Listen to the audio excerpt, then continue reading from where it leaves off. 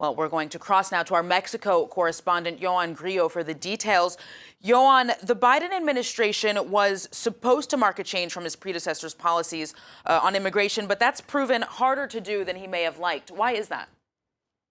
Yeah, there's a lot of discussion about why they're doing this. And although the court said that it was illegal, stopping the ban, maybe some people are saying the Biden administration didn't try that hard to kind of fight this battle and did come to an agreement with Mexico about reinforcing this.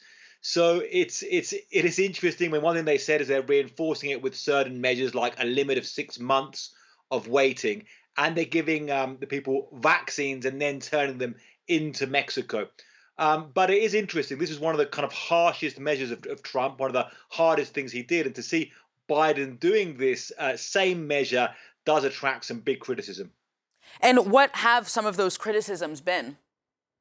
Well, you have a lot of these migrants staying in refugee camps on the border. It's something fairly recent. Over the last 3 years, you've seen these refugee camps emerge. And that's really changed the landscape. And then as they're waiting in these refugee camps and in these border cities, they've really suffered a huge amount of abuse. These are places which are some of the most violent cities in the world, places like Tijuana.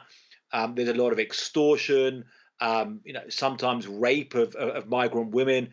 There's kidnapping and all kinds of things and murders. And also there's just, it's very going against a lot of constitutional law, a lot of international law on this. It's a bit like if the UK said we're going to leave our migrants in France while they wait for asylum. It's kind of quite an aggressive move against these conventions around refugees.